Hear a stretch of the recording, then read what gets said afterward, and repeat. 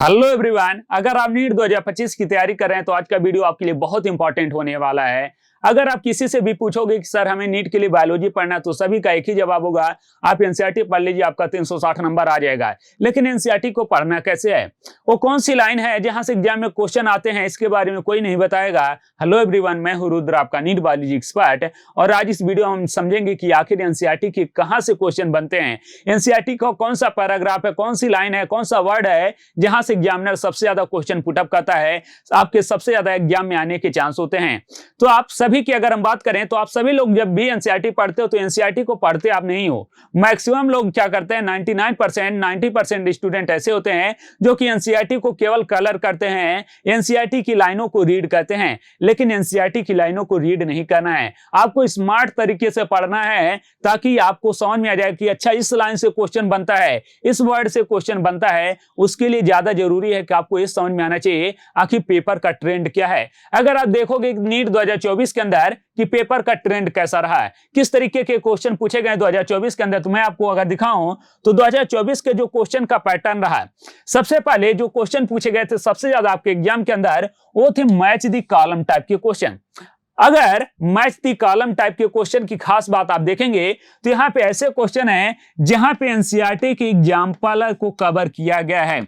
आपके biological classification के example, plant kingdom के क्लासिफिकेशन, आपके एनिमल किंगडम के एग्जाम्पल, तो जितने भी एग्जाम्पल हैं उन सबको सबसे ज्यादा किस फॉर्म में पूछा गया, मैच द कॉलम टाइप के क्वेश्चन में।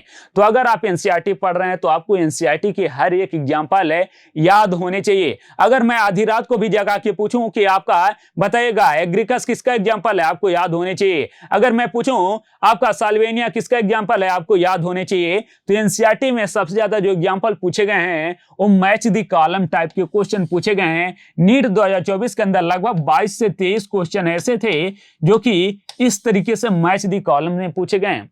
सबसे पहला इंपॉर्टेंट ट्रेंड, सेकंड जो सबसे ज्यादा इंपॉर्टेंट ट्रेंड है वो बोल्ड वर्ड से क्वेश्चन पूछे गए हैं आपकी एनसीईआरटी के। एनसीईआरटी को अगर आप देखोगे तो एनसीईआरटी में बहुत सारे ऐसे वर्ड हैं जो कि बोल्ड किए गए हैं। जैसे अगर आप यहां पे मैं आपको दिखाऊं तो यहां पे एक वर्ड लिखा हुआ है यूटीआर रीजन, अनट्रांसलेटेड रीजन। ये जो यूटीआर रीजन है, अनट्रांसलेटेड रीजन है, यहां से डायरेक्टली क्वेश्चन बने हैं, यहां से डायरेक्टली क्वेश्चन बने हैं। यहां पे आपका रिलीज वर्ड लिखा हुआ है, डायरेक्टली यहां से क्वेश्चन बने हैं। अगर और मैं आपको दिखाऊं और वर्ड दिखाऊं तो यहां पे अगर आप देखेंगे तो निगेटिव रेगुलेशन, लैक ऑपेरान का निगेटिव रेगुलेशन होता है या पॉजिटिव रेगुलेशन होता है, यहां से डायरेक्टली क्वेश्चन बने हैं। तो आपको यह समझ में आ रहा है कि अच्छा एनसीईआरटी के सभी लाइनों से क्वेश्चन नहीं बनते सर। एनसीईआरटी के उन लाइनों से क्वेश्चन बनने के चांस सबसे ज्यादा होते हैं जो कि बोल्ड वर्ड में लिखे हुए हैं। तो अगर आप एनसीईआरटी पढ़ रहे हैं तो एनसीईआरटी के उस वर्ड के ऊपर फोकस करिए जो कि एक डार्क लिखा हुआ है। यहां से आपके एग्जाम में 40% चांस बनेंगे डायरेक्टली क्वेश्चन पूछे जाएं। आप ये लाइनों को क्या करिए, एनसीईआरटी के बगल में जो पेज होता है इस पेज में इसका समरी लिख लीजिए, ताकि जब भी आप क्या करेंगे, रिवाइज करेंगे, तो आपको इस वर्ड सीधे दिखाई देंगे और यहां से क्वेश्चन डायरेक्टली आपके एग्जाम में पूछा जाएगा। सेकंड किस पैटर्न का क्वेश्चन पूछा जाता है आपके एग्जाम में, अगर सेकंड पैटर्न का आप क्वेश्चन देखेंगे, एक क्वेश्चन देखिए डायरेक्टली आपके बोल्ड वर्ड से क्वेश्चन आया है और आपके एनसीईआरटी में दिया हुआ है। वहीं अगर आप देखेंगे third question, arrangement based question सबसे ज्यादा पूछे गए हैं, मोस्ट इंपॉर्टेंट। और ये जो अरेंजमेंट बेस्ड क्वेश्चन है एनसीईआरटी के अरेंजमेंट है। अगर आपको पता है कि एनसीईआरटी का कौन सा पैराग्राफ है और उस पैराग्राफ में कौन सा सीक्वेंस होता है, जैसे अगर हम बात करें एक अरेंजमेंट का, स्पर्म के पाथवे का, आपके मिल्क के अंदर मेमोरी ग्लैंड के पाथवे का सीक्वेंस है, आपके हार्ट के अंदर इंपल्स का पाथवे, तो इस तरीके का जो सीक्वेंस होता है आपका सेल डिवीजन का सीक्वेंस है। तो यहाँ पे सीक्वेंस के जो क्वेश्चन है अरेंजमेंट ABCD, इस तरीके के क्वेश्चन सबसे ज्यादा आपके एग्जाम में पूछे गए हैं 2024 के अंदर, और यही ट्रेंड आपके 2025 में भी दिखाई देने वाला है। तो इस तरह के क्वेश्चन को भी आप मैक्सिमम सॉल्व करें। एंड आता है आपका ग्राफ बेस्ड क्वेश्चन। अगर आप ग्राफ बेस्ड क्वेश्चन को देखोगे तो आपके 3-4 चैप्टर में ग्राफ दिए हुए हैं। जैसे आपका फोटोसिंथेसिस के अंदर दिया हुआ है, इकोलॉजी के अंदर ग्राफ दिया हुआ, बायोमॉलिक्यूल के अंदर ग्राफ दिया हुआ है, एक क्वेश्चन आपका ग्राफ से आने वाला है 100%। तो एनसीईआरटी के जो ग्राफ हैं उन ग्राफ को भी आप जरूर ध्यान दें। और सबसे लास्ट में आता है एलिमिनेशन बेस्ड क्वेश्चन।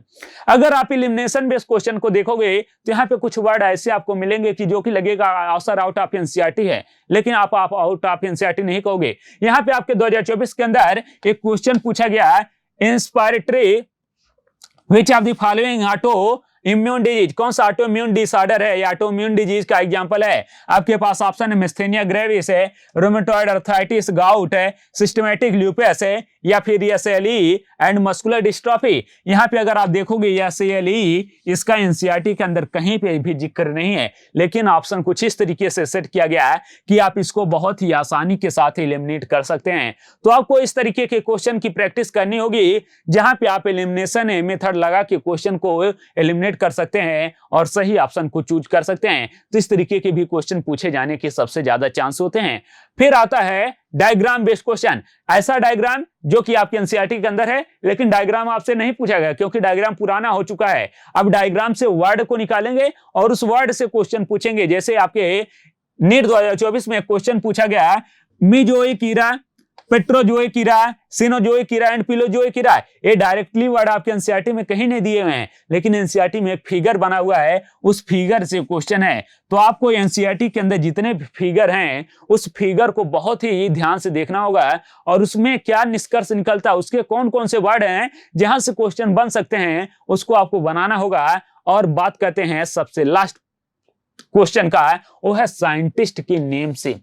एक क्वेश्चन आप 100% मान के चलिए यहां से आएगा ही आएगा, और जो इसमें आने के चांस होते हैं मॉलिक्यूलर बेसिस आप है इनहेरिटेंस से होते हैं। अगर आप मॉलिक्यूलर बेसिस आप इनहेरिटेंस में देखोगे तो बहुत सारे साइंटिस्ट का नाम दिया हुआ है, उसमें आपको मैच द कॉलम के फॉर्म में साइंटिस्ट के नेम दे देंगे और उनसे रिलेटेड वर्क को दे देंगे, या किस सन में इन्होंने अपना वर्क किया था, इनके बारे में क्वेश्चन पूछ लिया जाएगा। तो ये भी बहुत इंपॉर्टेंट होता है। और जितने भी साइंटिस्ट के नेम हैं कहीं ना कहीं बोल्ड वर्ड के अंदर दिए हुए हैं एनसीईआरटी के अंदर, तो आपके एनसीईआरटी में जितने साइंटिस्ट के नेम है ये भी बहुत इंपॉर्टेंट बन जाते हैं आपके नीट 2025 के लिए।